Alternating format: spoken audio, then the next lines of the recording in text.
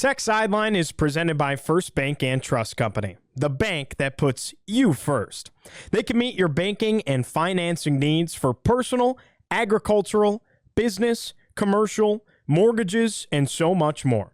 Visit firstbank.com to learn more. What better way to avoid the cold outside than thinking of the warmer weather in the fall inside Blacksburg? So let's take a look at the newly released 2026 Virginia Tech football schedule on episode 467 of the Tech Sideline podcast, which starts right now.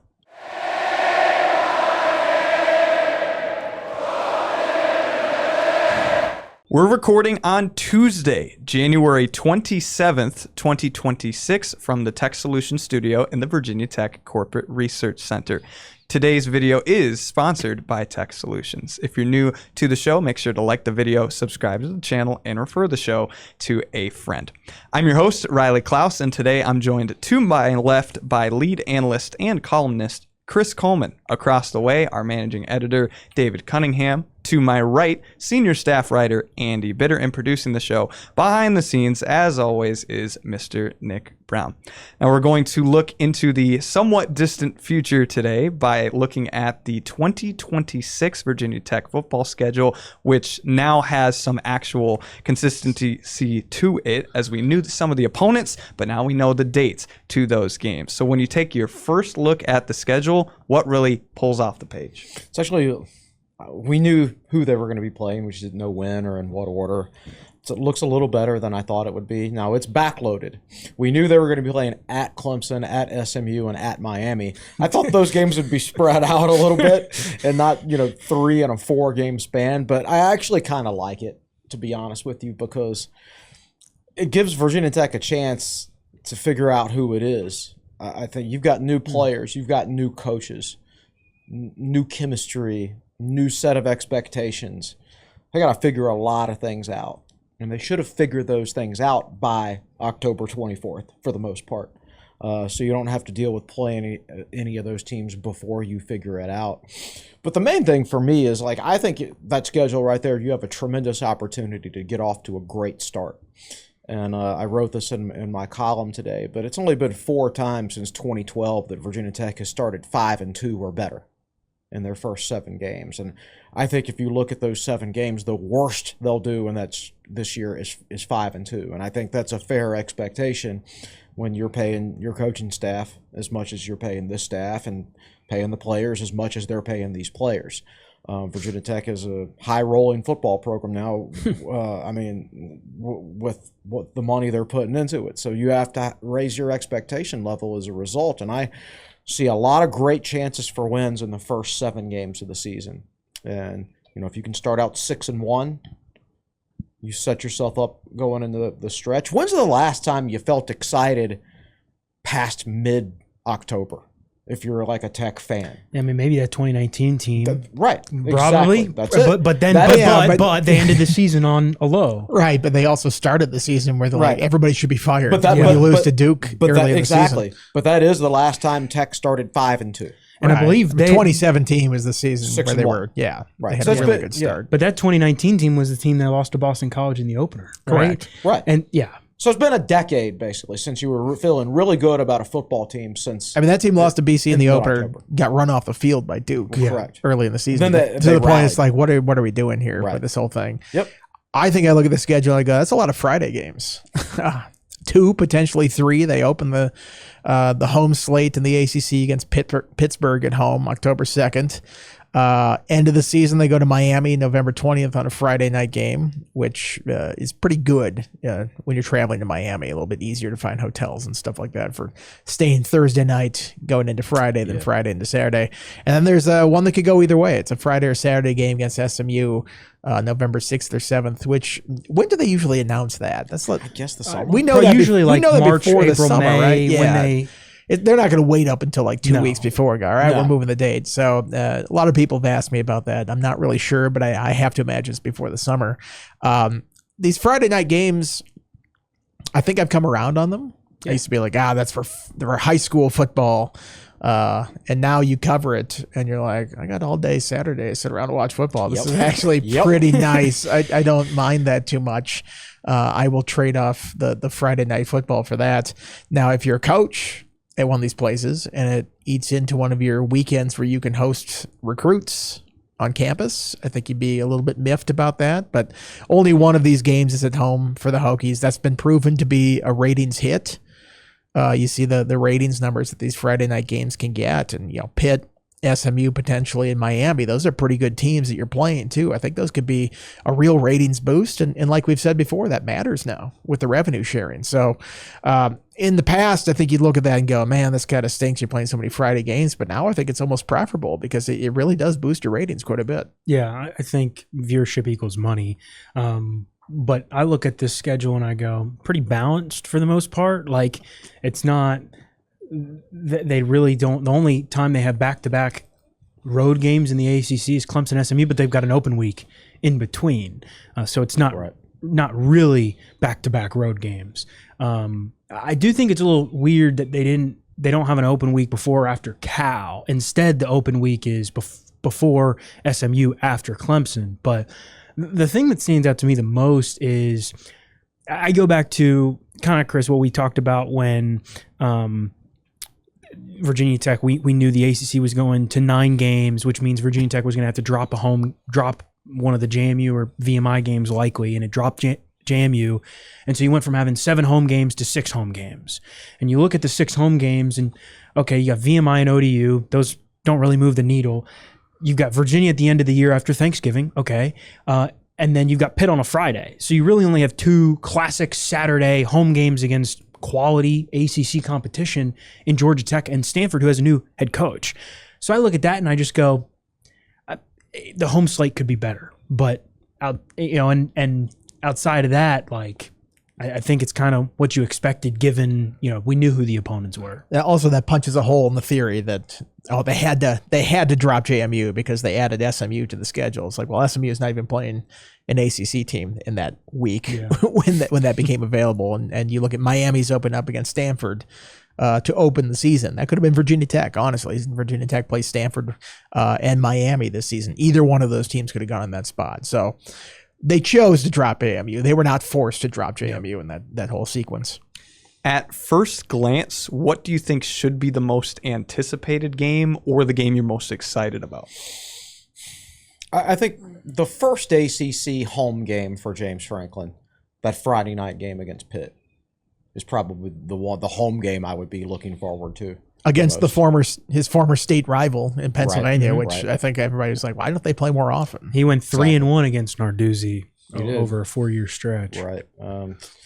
So I think that'd probably be the one I'm looking forward to the most. I do like, the Clemson game, the SMU game, and, hopefully the Miami game. If Virginia Tech gets off to a good start, if they can go 6-1, and like I said, even 5-2 would be an improvement over almost every season over the last decade, at least as far as the first 7 games go. I just want to feel like you've got a chance when you get to the latter stages of October. I want there to be something to play for. So I think when you go into that Clemson game, I think there will still be something to play for. And so that's the other one I think you put your eye on, even though it's a road game. But yeah, I've got the Pitt game and the Clemson game are the 2 that stand out to me. From a competitive standpoint, I think Clemson's interesting. They haven't been there since 2012. It's been a long time. Clemson's in the same league. They haven't been there since 2012. They've been to Florida State like 3 times since then. Ridiculous schedule rotation that they're constantly ripping up and starting over with this whole thing. Been to Boston College plenty of times. Yeah, and and I think Miami end of the year. I think honestly, would you want to catch Miami earlier in the year? Well, they're still putting the pieces together. I mean, Virginia Tech is too, so I think you're going to get it whenever. And Miami's now going to get Darian Mensah, which glad they cleared up that whole thing. So now that Miami can make contact for the very first time with Darian Mensah, this guy is available on the market. What a coincidence! Right. Let's go get him now that we're able to talk to him and he's in the clear on this whole thing. Just everything that happened the last time they played at Miami, with the controversial finish on the pseudo Hail Mary that they threw with that thing. I think you circle that one, and it being on a Friday night, I think a lot of people are going to be watching that whole thing. And that game was a Friday night too, 2 years ago. Yeah, there you go. Because Virginia Tech, it was like, they got to go to Miami on a short week, and then sure enough, they should have won the game. Rightfully, probably did win it. Same thing this year. I think from a beat writer perspective, I think some of these road games are fascinating. Maryland haven't been up there since they were in the ACC. and the last time they were up there, James Franklin was on that staff. Oh, it was. Yeah, there That's you go. true. There you go. Not a great stadium to go cover a game in. I think they could use some upgrades up there in College Park, but interesting local rivalry that I'm glad they're reigniting that whole thing by playing the game at BC. Red Sox hosting the Cubs that weekend, so tickets are going to be steep. But if you want to catch a Red Sox game, that timing worked. I'd rather go to Boston College end of September than in November when it's just freezing out and you can't do anything outside. Cal will be a fascinating trip going out there. We went by Cal Stadium when we were out there at Stanford, and it's built into this hill, and there's trees all around it and stuff. It's like stark difference from Stanford. Like you can see why those are rivals, because it feels like the campuses are very different like that. I'm eager to see a game in that stadium as well. And like I said, Clemson haven't been there in forever, and Miami, always enjoy a good Miami trip. And SMU, haven't been to SMU. Dallas. Cal and SMU are the last two ACC stadiums I haven't seen yet. So to knock those both off next year, it's nice until they expand again and add Hawaii or whatever, UNLV and Hawaii, whatever the next additions are. Hawaii might be one West Coast team that I would be okay. Hey, they're hitting all the coasts. They've got anything that touches water. The ACC feels like it has to have domain over it. How close is Hawaii to the international date line? That's what we need, is really a school on the other side of it. It stretches worldwide. Yet that's what you can say about the ACC. I look at this. I'm excited, as Andy just said, for some of these road trips. Clemson has been to Blacksburg 3 times since the Hokies last went to Clemson, and I was looking at just the series history. The first time the Hokies went to Clemson, they won in the ACC. They won. That was the 2 special teams touchdowns, pick 6. 2007. Yeah, Macho Harris, Eddie Royal, both had return touchdowns.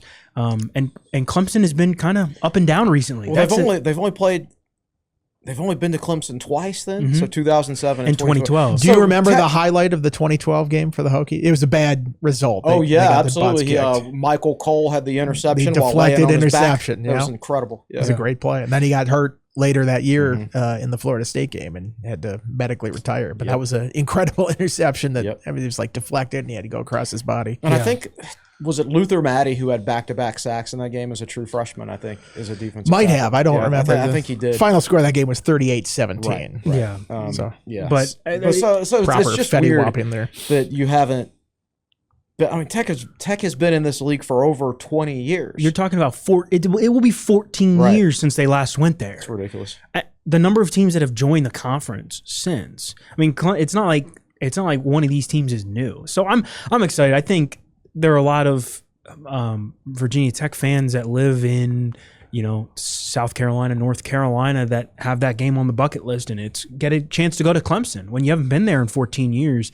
That's exciting. I know I'm excited to go cover that game, and it probably a winnable one given how Clemson's been up and down. Penn State beat them in the bowl game, in the Pinstripe Bowl this year. The Cal game I think will be really cool. We've got if we can come up with a similar itinerary for what we did when we went out to Stanford. We hit a lot of San Francisco. We did. Didn't do as much in Oakland. They were less friendly in Oakland. That one security guard at the Oakland A's Coliseum. We wanted to go there. Can we go up there and take pictures? And he's like, no, get out. And we're like, okay, you can't go past this fence. So Ivan was at the fence taking pictures, and he took one step around, just get around to get a better angle. And the guy came out of his booth. He's like, I told you to get out of here. It's like, all right. Oakland, not as friendly. Nah, imagine that. But and SMU will be really cool too. That's a program that they're 20-7 in 2 years in the ACC. That's kind of a sleeper as far as I think you think traditional ACC. You don't think SMU, but SMU's been really, really good. So, Chris, I like kind of how you put it too. Virginia Tech has a good chance to find itself in the front half of the schedule. I look at those first 6 games, and Pitt's probably the most difficult game on there. And Narduzzi's teams are always really, really good. Right.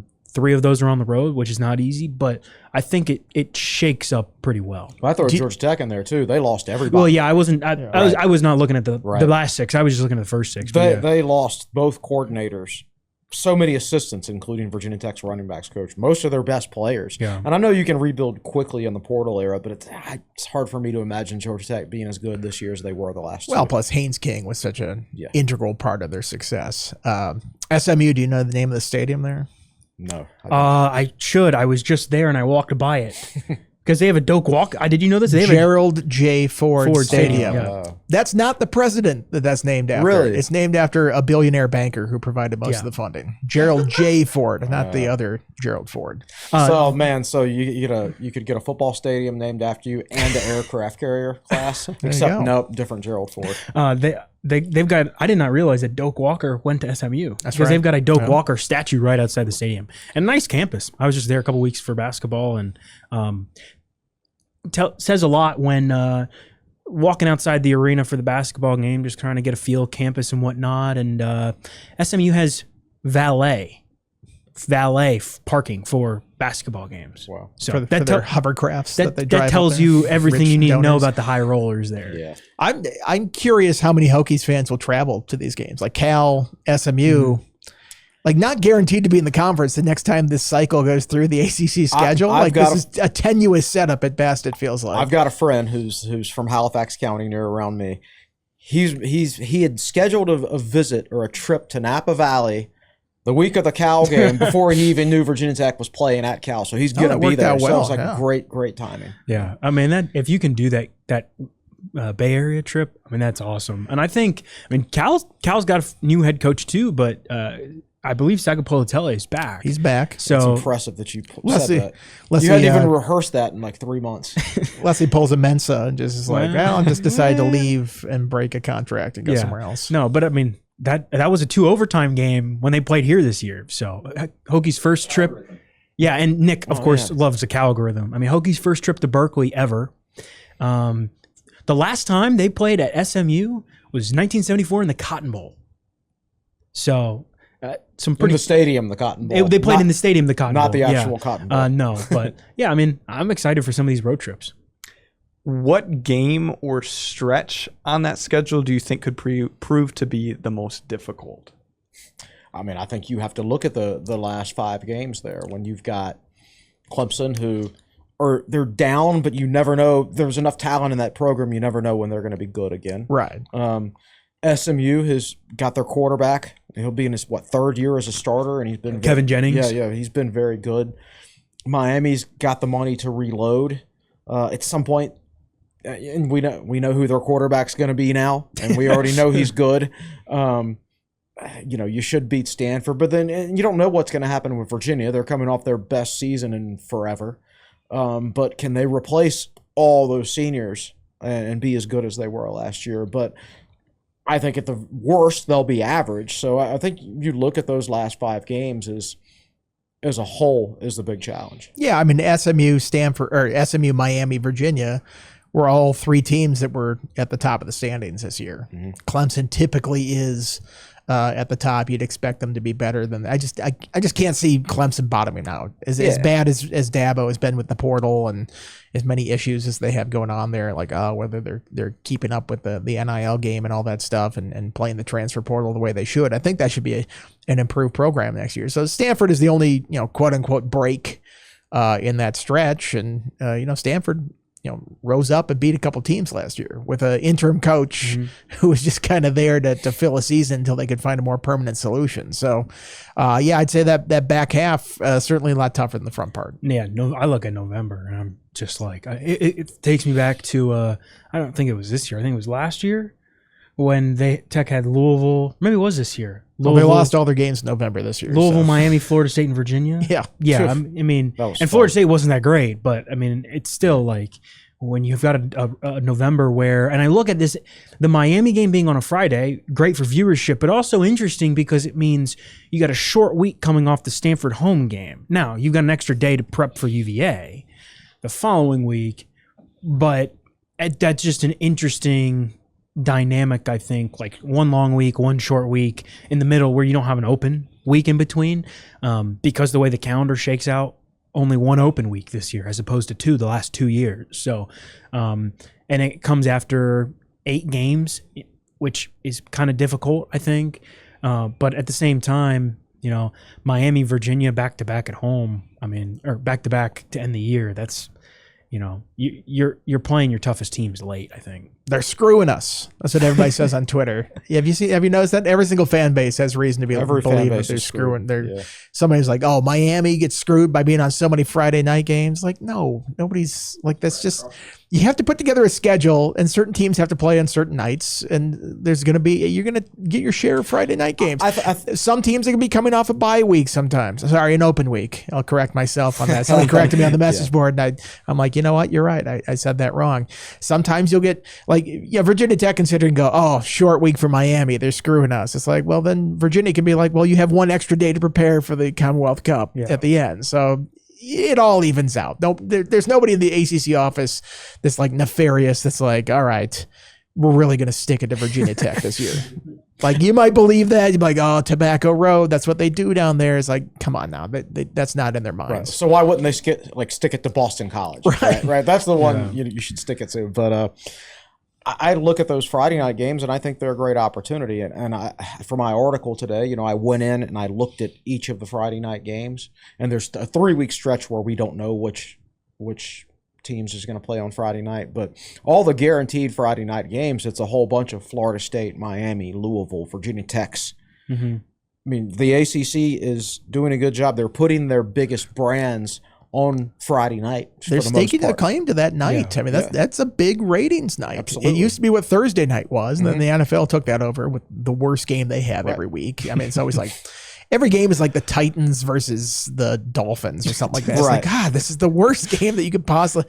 The only worst games they have are the ones they send overseas to London all the time. It's like, we're going to send you our 2 worst teams, and you're going to love football because of this. But the Thursday night games are always sloppy. They're always kind of an ugly game like that. Because it's it'd be like a college program playing on a Wednesday night after a Saturday game. Yeah, it's pretty bad. And typically, in the past, when college teams had the Thursday nights, they'd have an open week before that. Right. So it would be like a 10 days leading up to it, and then on the back half, they'd have more till the next week. So, again, I don't mind these Friday games. I think that's sort of the natural evolution of this. Is like, okay, NFL's going to take Thursday, we'll move to Friday, because that's a night that I think the NFL can't broadcast on. I think there's like laws. There's like a law against that. So might as well do it. Take it over before the SEC and Big Ten discover it and start doing it as well. And I think it's better for they do it a little bit. I guess the Big Ten does, right? But I don't feel like Rutgers. It's always like Rutgers and Maryland. Yeah, pretty much. Oh yeah. Well, the other thing, they moved the ACC championship game to noon on that Saturday. Smart. Which I mean, the Big 12 moved from noon to Friday night for this year. They're not there every year. Yeah, apparently. But like, so you're in the prime. You're in a TV window with no other conference championship game. And somebody said the MAC. Oh man, I'm like, yeah. So watch. I would take that competition now that it's a noon game. Watch the ACC have like 2 playoff caliber teams, about like a top 10 battle.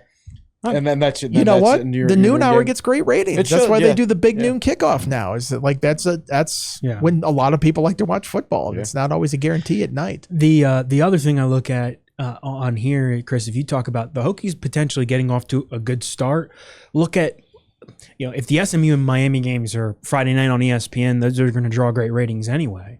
But if Virginia is what it might be like it was this past year, or Clemson is really, really good. If the Hokies are in a good spot in the middle of October, some of those other Saturday games on the back stretch in November, October might be really good TV windows as well. Like if Virginia Tech is 6-1 going into Clemson, that's a nationally televised game. Correct. On ESPN or ABC. What do you think the odds of them being 6-1 at that point are?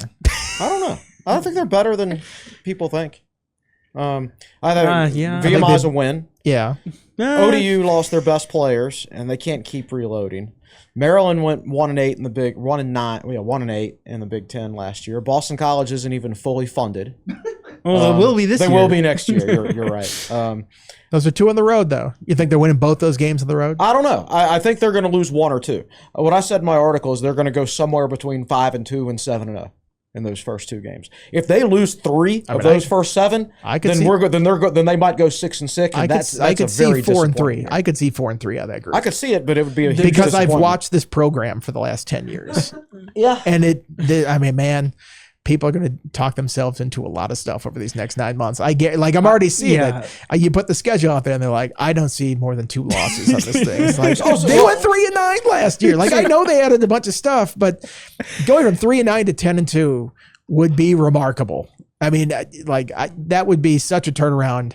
I'd be shocked. And it feels like every year we look at the schedule and we're like, man, if they go less than 9-3, it's like they've always been going less than 9-3. Right. Every time we do this. So, I don't want to be Charlie Brown, running up to kick the football again and Lucy pulls it away again, because it feels like that's what it's been for a decade plus. It has, but we've also seen programs recently with no history just turn it around in one offseason. Like when Arizona State goes from 3 wins to the playoffs. Right? Indiana and things like that. And I think when you're paying a coaching staff as much as we're paying this one, I mean, Tech has a top 10 paid coaching staff now. Yeah. And they've got a $30 million payroll.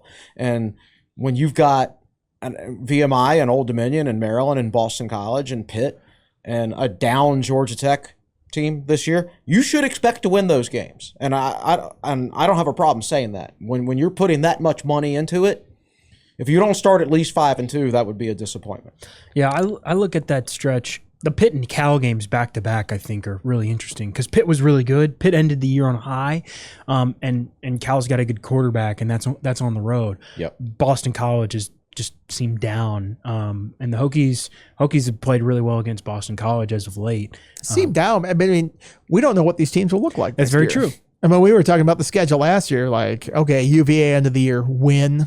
It's like, no, it wasn't like that. Right. And once you see some of these teams on the field and the work they did in the transfer portal, it sort of transforms all this stuff. So we are sitting here talking about the schedule. Like we're basing these, whether they're easy or tough matchups, based on how these teams did last year. Based on reputation. Basically. Yeah, right. And a lot of stuff changes over the course of the year. And I may be kind of contradicting myself with this whole thing with Virginia Tech and talking about completely turning around. I'm just saying, I think we don't know for a lot of these games, and some people have been 6-1 minimum those first 7 games. I'm like, I'll take the under on that. If you're giving me odds on that, I'll take the under on that. Right. So like randomly, like Stanford, new coach, they could take a huge jump this year. Also, it's the ACC. Like speaking about the ACC with any degree of certainty, it's like, oh man, that win, loss, win, loss. It's like, no, that's not how the league works. So you try to do that at the end of this year, and it's like, well, of course, SMU will go out to Cal and win if they need to get to the ACC title game. They go out to Cal and they lose. So this past how many of those results were there? Right, like this past year, you had an ACC team play for a national championship, and it didn't even play for the conference championship. Yeah. Right. I thought Wake Forest was going to be the worst team in the ACC this year. They won 9 games. Yeah. Right. I mean, it's tough to tell. Yeah. Well, we'll lay out the schedule for you very shortly here, but first a message from one of our sponsors, Tech Solutions. This Tech Sideline video comes to you from the Tech Solutions studio. Tech Solutions, located in Arlington, Virginia, provides specialized CETA engineering and financial advisory services to the Department of Defense and Intelligence community. Based on the philosophy of only hiring the best of the best, we pride ourselves on being customer and mission focused. A Washington Post top workplace winner in 2024 and 2025, we're always looking for talented and motivated individuals to join our team. Visit techsolutionsva.com/careers to learn more. That is techsolutionsva.com/careers. Well, thank you. We've talked about the overall takeaways from the schedule, but now let's kind of roll through game by game as well, give you dates for all of these games so you can mark your calendars at home. So the season begins on September 5th. That's also kind of note for in terms of when the season starts. It's in September, and they will host VMI, and I'll also loop in right after September 12th, they will host ODU. So those are the first 2 chances for James Franklin's squad to kind of show themselves. I feel sheepish a bit for even playing VMI. I mean, they're one of the worst FCS teams. They just took a special teams guy from them too. Yeah. Right. Right. Special teams analyst coming over. Yeah. That's 3 Rocco, and then Daylon Darien, and then the special teams guy. They've Should have a pretty good scouting report of the VMI You players. should. That's for sure. Also, I tweeted the schedule and I abbreviated September with SEPT period, and somebody's like, "Who abbreviates September SEPT?" I do. I'm like everybody. Like that's pretty standard. Everybody except Nick, apparently. That's AP style. Come on, Nick- AP style here, Nick. Come on. What? This is the first time Virginia Tech, I think, in VMI have played since 1984. Really cool. A little Except- bit's changed since 1984. Except it's not even going to be a close game. But I mean, you look at these two games, and it'll be a good opportunity to kind of see some of Virginia Tech's depth. You would think. James Festive Franklin. day in the opener that they'll win, and then chance for revenge the next Chance week. for James Franklin against one of his former Brent Pry assistants. for revenge. And right. Oh, yeah, we had some more former colleagues flavor into that storyline for that game. Yeah. I just think we'll see about ODU. I mean, I think Ronnie's done a good job there, but Colton Joseph was very, very important to them. And we'll see how they replace him. That's right. So those are the first two games at home. Then they round out non-conference play at the road at Maryland on September 19th. So a Big Ten opponent to get in the mix there too. The Loxley era seems to be like running on fumes. Another revenge game. Last time they played them, Maryland put it on them. In the Pinstripe Bowl. Oh, yeah, that's right. Yeah. That was a fun day. I look at Maryland seemed to be up and down a little bit, but I'm excited. I'm excited. I grew up watching Virginia Tech and Maryland play when Maryland was in the ACC. I think this will be nice. And there are a lot of fans, I think, in the DMV that are like, sure, I'll go up to College Park. I mean, it might not be a great stadium, as Andy said, but I mean, You can find stuff to do in DC. yeah, take the Metro up to College Park and go watch a game. Crab cakes and football. That's what Maryland does. There you go. Well, then they'll stay on the road the next week, September 26th. They start ACC play at Boston College. Clam chowder. Chowder. I just like going up to Boston. Yeah. It's just a fun experience for me. I like the subway system they got. To go straight out to BC. One other story from the BC press box one time. They had I don't know if there was boosters or some old guy that was in there that was clearly cheering for Boston College. And the Hokies were throttling them in this game. BC couldn't do anything on offense. They ran some trick play where they threw it out wide or handed it off to a receiver who pulled up and threw it. And as you see the play develop in the press box, this guy is open down the field. Nobody's covering him. And the guy just blurts out the press box and says, "Oh God, he's wide open." Just screams it at the press box. And sure enough, he did throw it to him, and he underthrew him. And the guy caught it, and they tackled it before that. But that's just a running joke. They just go, "Oh God, he's wide open." Just thick Boston accent. Game over. So all these things happen in the press box. The game over. He's wide open. I love it.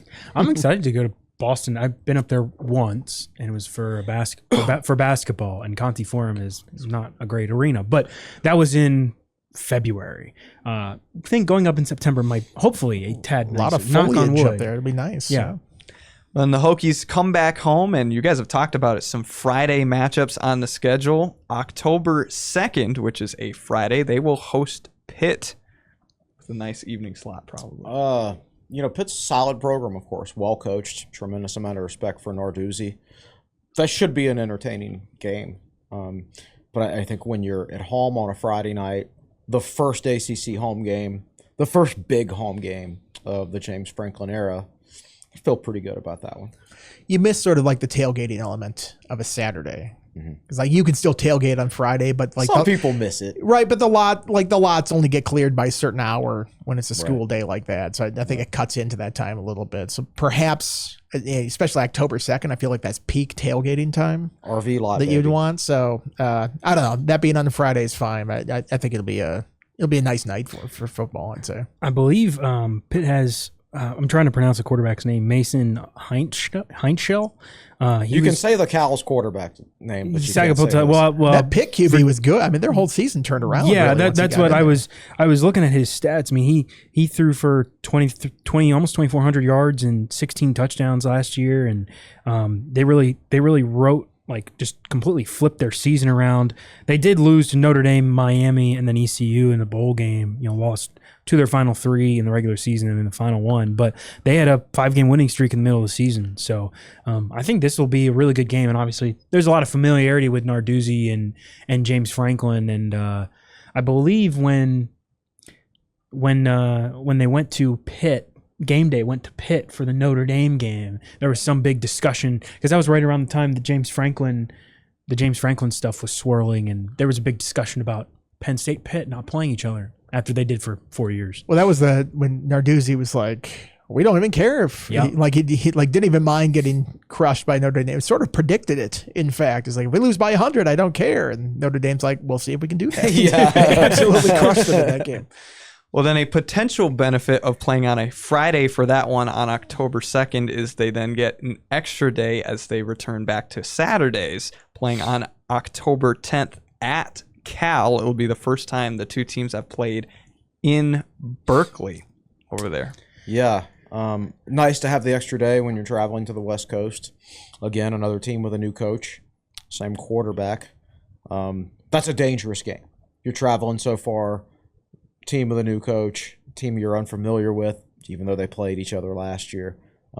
That's definitely, if I had to assign percentages for those first 7 games, like the highest percentage for a loss, it would be the Cal game. Yeah. Sagapula Tele, where would you rank him on the quarterbacks they're going to face next year? Probably behind Mensa, assuming he goes to Miami. and if behind those two, Kevin Jennings. behind if those Jennings. two entities can somehow manage to Is hook up here. Pabula the UVA quarterback? Probably. Yeah, I guess. Jennings, Mensa, maybe just those two. Yeah, he might be the third best He might be quarterback. the Tech third faces best next quarterback. Yeah, I mean maybe. Who's Clemson have? I don't even know. year. No idea. I don't know, and I don't know. I mean, maybe the Pitt quarterback. I mean, he's decent. Yeah, he's pretty good. Yeah. Maryland's quarterback is pretty good He was, too. yeah, he was couldn't- is good. that He was pretty good for, Washington? yeah, Malik Washington, Washington for a freshman he's been this really. past year. I look at that Cal game. I hope Ben Bell's there so he can get a little revenge on that terrible roughing the passer penalty that they Just- called last He's year. just going to show up and tackle him out of the stands, and This is a now good. that might be a penalty if he does that. This is a good time to bring up. Did you guys see the story about the Cal linebacker who transferred to Clemson, Yeah, was in enrolled, classes. was in class, and Ole Miss called him up in the middle of class and tampered with him, and he ended up transferring to Ole Miss. And then Dabo talked about it last week, and Dabo was like, "Oh yeah, like I've got the receipts. Like he called him in the middle of class after he was enrolled at our school. Like that's what this has turned into." That Ole Miss coach, apparently he's just Pete Golding. Pete Golding. Yeah, he doesn't care, and he owns it too. Yeah. Like he completely. Whatever owns it. goodwill Ole Miss had in the Lane Kiffin saga, like, Right. oh, poor Ole Miss. And I was Right. like, hey, if you guys are being jerks now to other schools, they've right. thrown it away. I'm excited for the Calgorithm. Well, then we'll group the next few games together here. October 17th, once again on a Saturday at home versus Georgia Tech, and then back on the road on October 24th at Clemson. That might be a key stretch. Yeah, you better beat Georgia Tech at home, a team that lost all its coaches and all its players, basically. Clemson, which Clemson's it going to be? You know, I could see that. I could potentially see that as a ranked game between two ranked opponents. I could also see it being a game between two unranked opponents. The level of bigness for that game could be extremely high, or it could be kind of meh. Just depends on how the season goes for each team. I haven't looked at Clemson's schedule. Yeah, Georgia Tech has been an animal under Brent Key for so long, and then you lose Jamal Haynes and Haynes King, and Norval McKenzie, as Chris mentioned earlier, is now the Virginia Tech's running backs coach, and one coordinator went one place, and I think the other one went somewhere else, and it's just like They even lost their backup quarterback, Philo, to Florida, who I thought had played well. Aaron Philo. Aaron yeah. Philo, yeah. So I think that Georgia Tech game, I think that'll also be, my guess is that'll be homecoming. But yes, as Nick just said, Alberto Mendoza, Fernando Mendoza's brother, went there. So there's a good chance he'll be the that's starting right. quarterback at Georgia Tech. Well, but- let's hope he doesn't have the it factor that his brother yeah. has. I was just looking at the schedule here, the like logo schedule they have at the ACC, and I didn't even recognize what this logo was with Clemson right before Virginia Tech. So they play Miami October 3rd, open week on October 10th, Charleston Southern on October 17th, and the Hokies after that. So it's Miami, almost 2 weeks off essentially because you're playing Charleston Southern. Right. All due respect to Charleston Southern here, and then Virginia Tech after that. So I don't should think be a much respect well-rested is Clemson. due to Charleston. Should be a Southern. well-rested Clemson team. Charleston Southern was. Do they run the option though, or are they one of those weird teams that I'm not sure. I can't remember? Charleston Southern, though, I remember a couple years ago when Florida State only won 2 games. One of the 2 games they won was against Charleston. So Yeah. But I look at I lost my chain of thought. We were talking about Georgia Tech and Clemson. That Clemson game though, I think a lot of Virginia Tech fans will have it circled. Oh, I was talking about homecoming. I think that October 17th game, it's the only home Saturday game in October. So my guess is that shapes up for homecoming, and I think that's like a prime, like if you're looking for maybe, knock on wood, the best weather game in home Saturday weather game in Blacksburg, you're looking at that October 17th. you never weekend. truly know. I've been to a Tech Clemson game, like in 2011. This was the 4th game of the season. So it was either like October 1st or September 30th when it was like 35 degrees and snowing. Literally, we cut off a tree branch at our tailgate and set it on fire to stay warm. That's how cold it was. And then I've worn shorts to a game on December 1st against Miami. So you just never know what kind of... You could get great weather for October 17th, or it could be terrible. Yeah. Well, then when you go to the end of the month, if you see someone dressed up as a Hokies player, they will not be playing that day. October 31st, Halloween is open. And Clutch open date. That's great. Yes. That's big time for us with children who like to trick or treat. I imagine the downtown Blacksburg scene will be pretty crazy that night as well. I mean, if you're going to have an open week, No, perfect time. To Great do it. time Great for open it, week. absolutely. well, want to get your thoughts on, since we didn't talk it in the beginning, that is the only open week on this schedule. Is there any thoughts on that being the one or the timing of it? I think it's sort of a unique year when you get 2, right? Yeah, Last but year was you have to unique. start the season very early in August yeah, to be able to a get week to it. earlier. I think it comes up, it's like 2030 maybe is the next time that happens, Yeah. when the schedule rotates like that. It was the last. I'm fine with that. Yeah. Yeah, I think it's pretty normal. I mean, it was the last 2 years. It's usually, historically been one open week. The way the schedule shaped out the last 2 years, it was 2. But when Labor Day, I mean, it's a weird September. Labor Day is on the 7th this year, so it's a very, just late start. I think I was looking through the logo schedule, and it looked like the only ACC team that had a later open week that did not have one earlier in the year, because there are some teams that play week 0 and then have another open week, is Pitt. I think Pitt has one later open week, but Cal as well. yeah. So it just, I everybody says open week comes at a good time. You're coming off what should be a rough game against Clemson, you would think, a very physical game, and if you want to shape up for the Final 4 game stretch, probably a good time to have it. And that will give them some extra time as they prepare for SMU on the road. It is either going to be Friday, November 6th or Saturday, November 7th, in which they'll go on the road there to SMU, then come back to home against Stanford on November 14th. But like you said, that open week may be always at a good time, but they get the time to travel there as well. Yeah, SMU, it always helps to have a multi-year starter at quarterback, or normally it always helps. It doesn't always. But, we were begging for a 3-year starter at quarterback, Got right? one. And got one. But SMU has a proven 3-year starter at quarterback, and that'll be a tough game. SMU has 3 straight weeks that could be Friday games. Cal, Syracuse, and Virginia Tech, where it's Friday or Saturday. So be interesting how they decide that and why they leave it open with some of them. I don't know. Yeah, this is the SMU team. I believe they beat Arizona or Arizona State in the bowl game. Or maybe that was Duke. They ended on. I know SMU ended the season on a high. And I've been really impressed by Rhett Lashley and just what he's been able to do in 2 years in the ACC. SMU went to the playoff in his first season, went to the ACC title game, and all SMU had to do was go to Cal this year in the final week of the season and win, and didn't. And it would have gone to the ACC title game again. So this is a really, really good team the Hokies are going to face. Maybe, I would say Miami, of course, coming off a national runner-up season, is probably the most difficult ACC game, but SMU is probably the second most difficult with a down Clemson, I think. SMU closed the season 24-19 win against Arizona in the Holiday Bowl. They were up 24-0 at halftime. Oof. And I want to be like, it's the most dangerous lead in bowls. 24-0. You never know. And sure enough, they gave up 19 unanswered in the second half, and Arizona almost stormed back. So careful of that 24-0 lead. Yeah. And then another, and for the final time this season, a for sure Friday game, which is at Miami on the road. You guys talked about it the last time they were down there. Plenty of memories from that one, but that's going to be a big game likely. Yeah, and We know who Miami's quarterback's going to be. Apparently, one of those Duke receivers is going with him. Cooper Barkate, Yeah. second leading receiver in the ACC, I believe. I think you're right. Harvard. Yeah. Originally from Harvard. Crazy. It's always tough. And Miami defensively was very, very tough this past season. And we'll see if they can repeat that. But I think Miami was kind of born for the portal era. Mm-hmm. Yeah, I mean they're doing it right. I'm not saying in the right way. They're doing it effectively. Let's put it that way.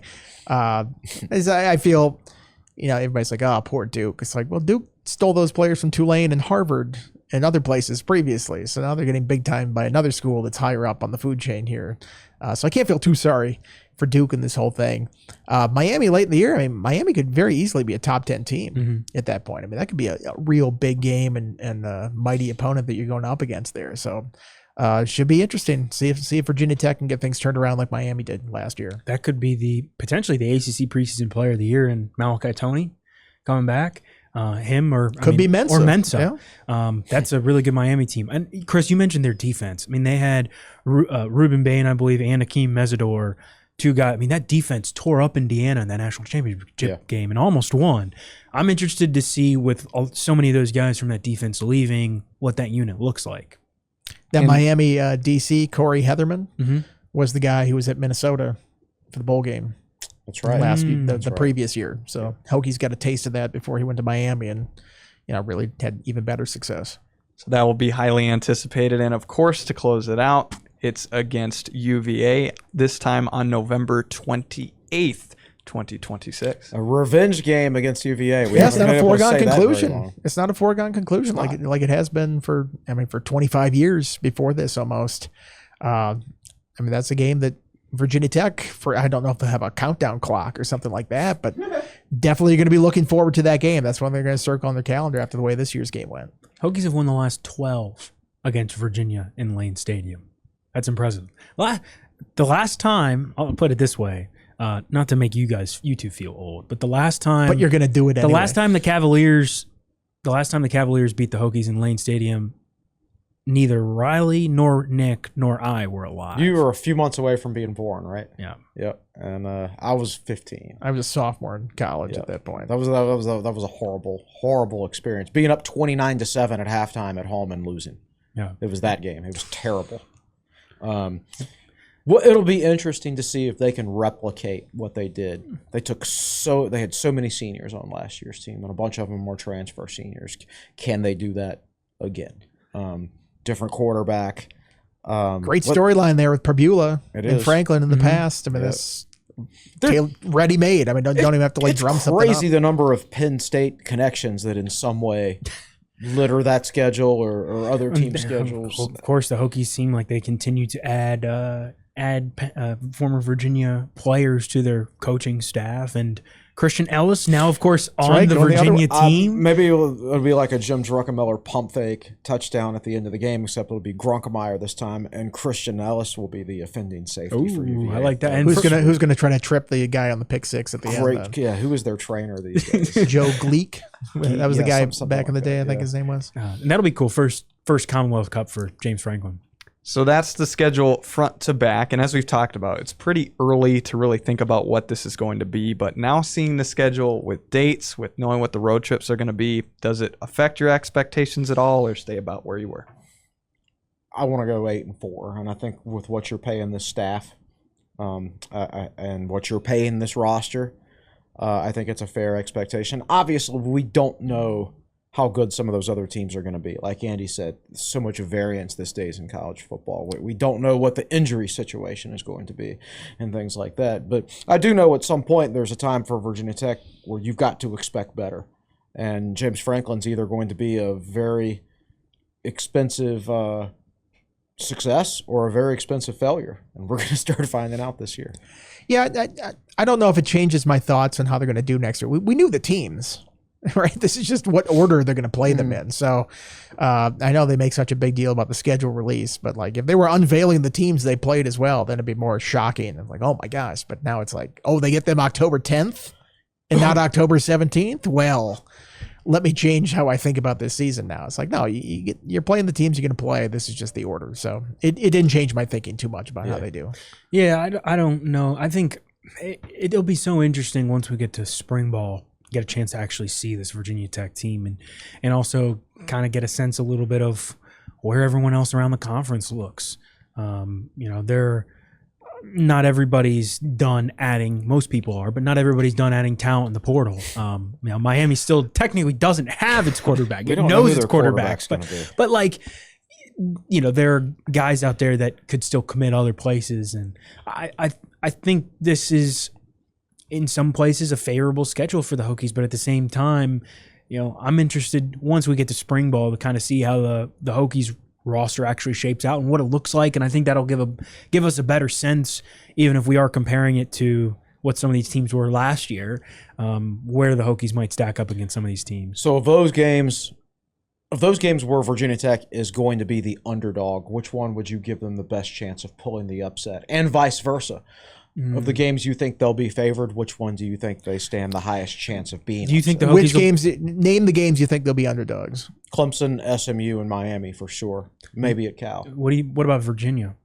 They'll be favored at home.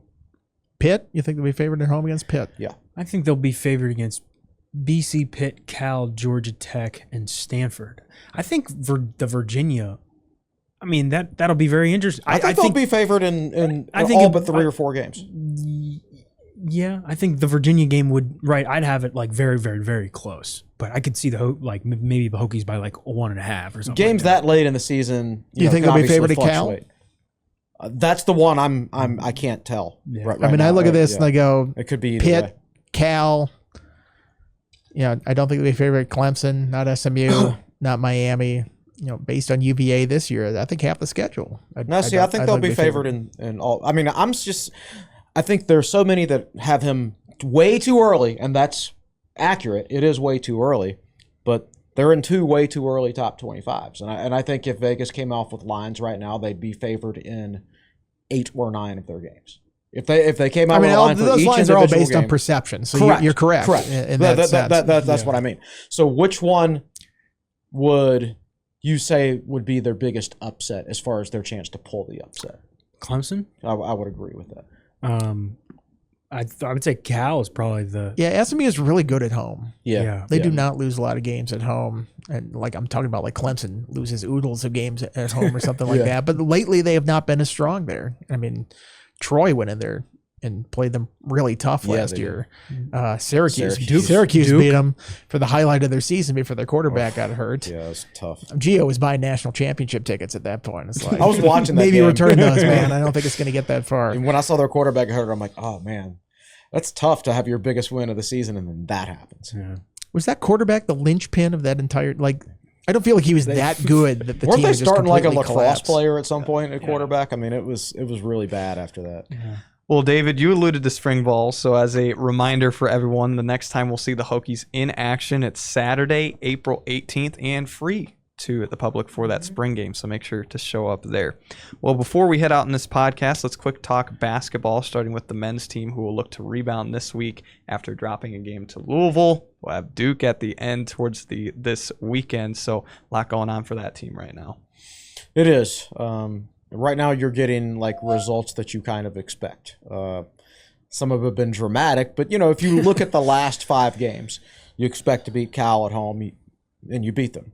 You probably expect to lose to SMU on the road, and you beat them. You expect to beat You lost to them. Excuse me. You should have beat them.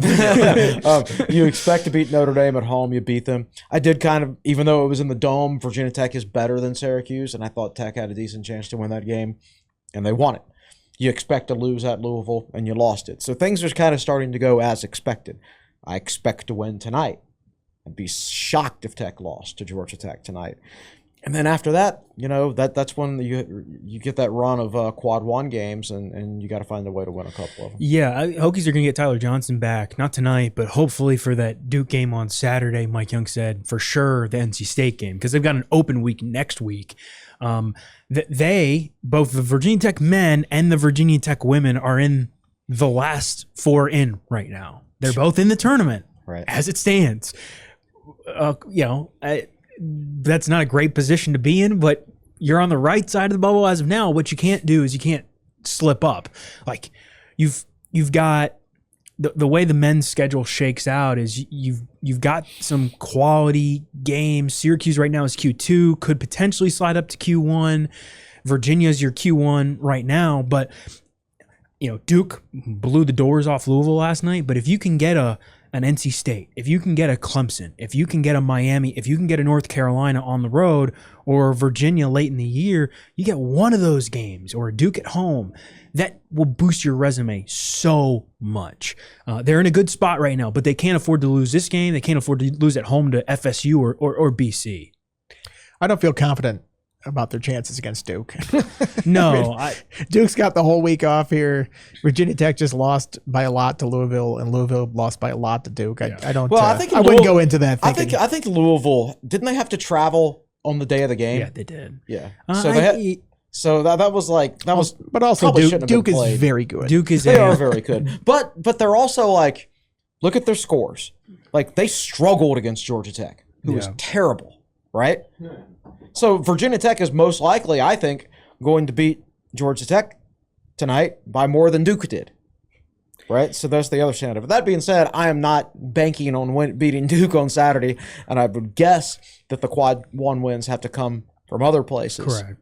But if they did beat Duke on Saturday, it would be kind of like icing. Duke beat Cal by 15, Stanford by 30, Wake Forest by 21, Louisville by 21 here. Yep. Yeah. 31. Sorry, it was 83, 52. 31.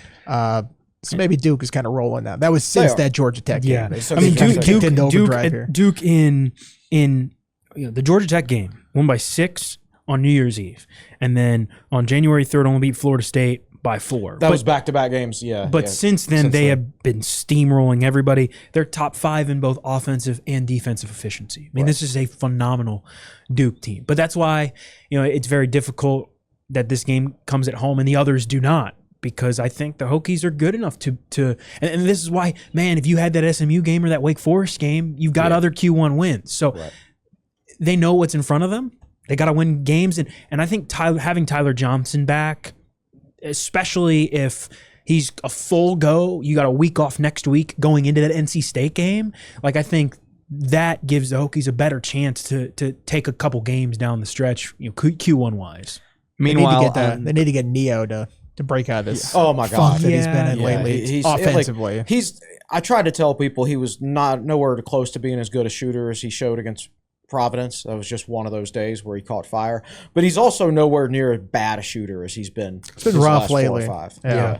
He's slumping. He's 4 for 28 from 3 in the month of January. Right. And we asked Mike Young about it yesterday. I think it was Mark Berman.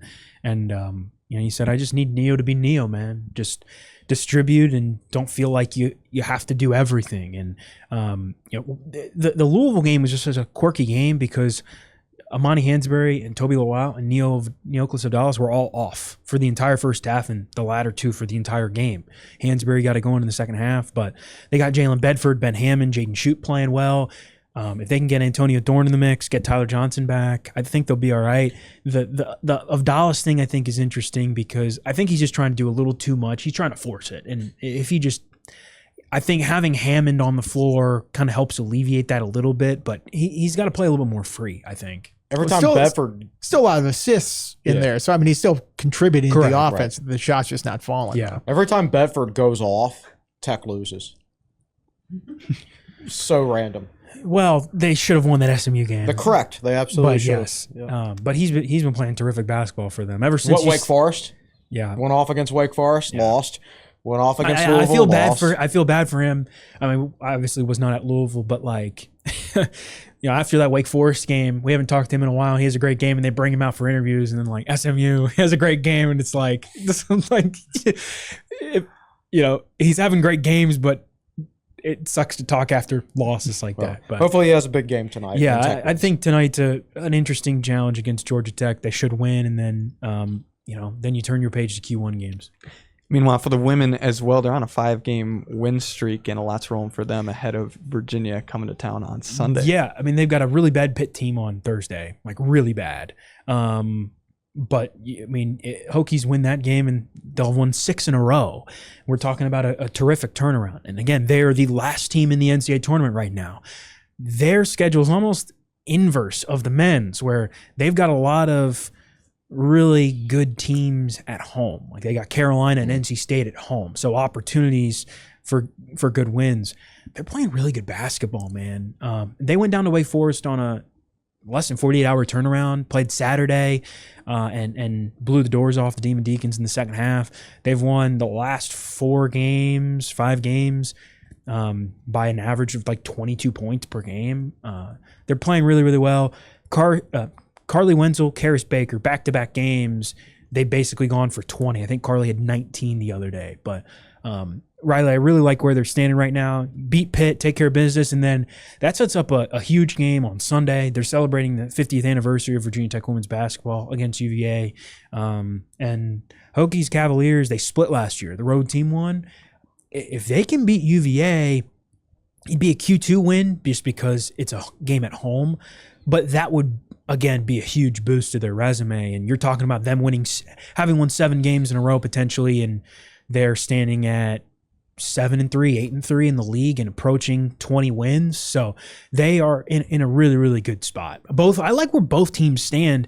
You just really got to take care of business, and you're going to play really good teams. You have to beat really good teams. I think being confident helps, and certainly their results recently should have added to their confidence level. And so they've been doing a lot of things better recently. I think that game where they came back, the Clemson game, that kind of made up for the Miami game, right? Yes. To a certain extent, and I think that adds to your confidence. And I think it's important that they close strong and make the NCAA tournament, because the ACC in women's hoops is a little bit down this year. So you need to take advantage of that and make it. The toughest part, Riley, will be that they've got to go across the country to Cal and Stanford. Like, they don't have many road games left, but they've got Cal and Stanford in this mix. They got Virginia at the end of the year. So, that Clemson game, man, these basketball teams, love them dearly. They just like playing close games. I mean, we're talking about they were down about 10-13 and come all the way back to win. It's the first time this year one of them has really come back from a giant deficit, except for, I completely forgot about this. Did you know the men were down 19 against Elon in December? Yeah. I completely forgot about that. They were down 19 and came back to I couldn't go to that game because I was doing something for Christmas back home in Danville, but I was watching the first half of it, and I'm like, well, this isn't, because Tech didn't have any players that day. I mean, Tech was playing Pasha like a lot of minutes and people like that, and then they closed the game like without Hansberry. And that's the game where Tyler Johnson broke his foot or whatever it is that's broken. Yeah. So they were just throwing you and me on the court at pretty the end much. of the game. These teams it's fun, but it's very exhausting because they just like playing every single game down to the wire pretty much. Well, plenty of basketball action going on, and you can keep up with it on techsideline.com. Is there any other content coming up on the website that we should keep an eye out for? Just doing a daily positional look at each of the positions on Tech's team now that the roster's mostly set. Yeah, I was going to do a depth chart thing, but Chris is sort of doing that position by position, so I decided not to do that. I'll do a mailbag this week.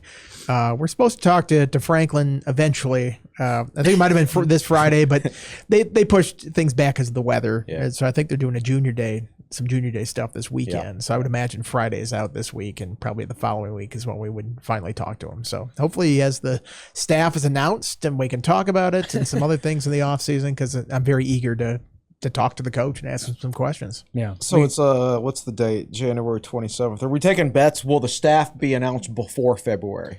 No. It has to at that point. No. You say no?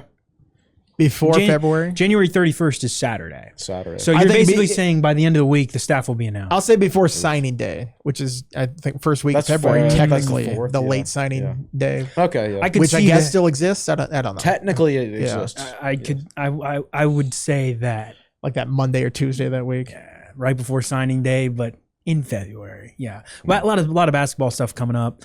Of course, with this terrific weather we have, the Hokies have 4 home games in the next couple of days.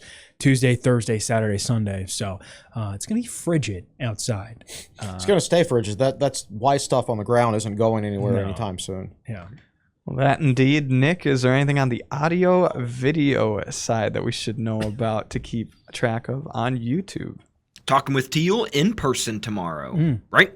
Yes. Yes. He's coming into town, and then we'll have the Friday Q&A. Got that back rolling. If you have any questions, you can leave it in the comment section for any video. We love to pick and choose, and Chris loves to answer them.